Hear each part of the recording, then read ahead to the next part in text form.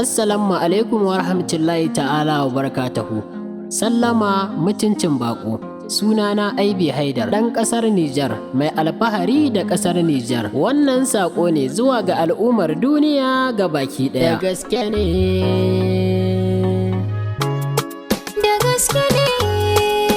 Alhamdulillahi masha Allah, godiya ta tabbata ga Allah maɗaukakin sarki da ya nuna mana wannan sabon shekarai ta 2025 cikin rai da ƙoshin lafiya. Muna roƙon Allah dukkan alkhairin da ke cikin wannan shekarar ya sada mu da shi, dukkan sheri da abin ƙi Allah ya kawar mu daga gare shi. Allah ya tsare musulmai da musulunci, 'yan uwa maza da mata, mabiya magoya baya, ina godiya da irin kulawarku. Kana ina mai muku albishiri da sabon albam ɗina mai takin suna kwalliya. Ba tare da bata lokaci ba, albam ɗin kwalliya zai zo muku ranar 25 ga watan Januwari idan Allah ya kai mu da rai da lafiya. Wannan albam ɗin na shirya shi ne domin nishaɗi da kuma farin cikin ku, da tausasan kalamai masu daɗaɗa zuciyar masoya, gami da annashuwa da ilmantarwa, faɗakarwa, duka dai a cikin albam ɗina mai taken suna kwalliya. Wannan albam ɗin yana ɗauke da waƙoƙi guda 7. Na shirya wannan albam ɗin ne domin kawo muku waƙoƙi na jimilla a lokaci guda domin taya mu murnar shigowa sabon shekara.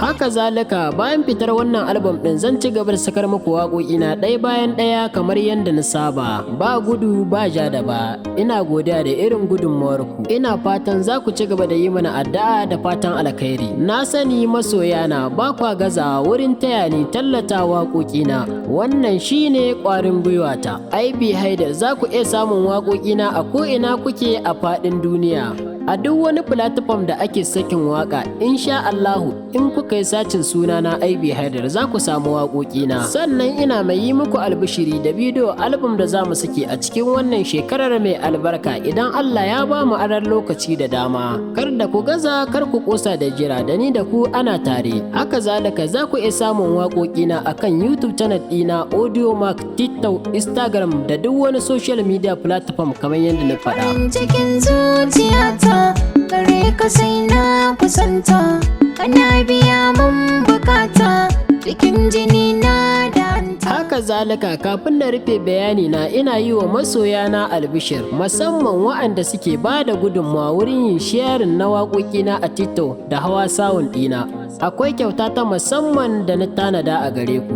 Lallai kakku yi ƙasa a gwiwa, ka kasance cikin ɗaya daga cikin waɗanda za su more daga cikin wannan kyauta. Sannan akwai challenge da za mu saka na waƙoƙinmu insha Allah duk a cikin wannan shekarar. Sanarwa daga gare ni kai tsaye, ni naku Aibi Haidar. Ku kasance da ni a ranar 25 ga wannan watan domin jin mi na zo muku da shi a cikin kundin waƙoƙina mai taken suna kwalliya.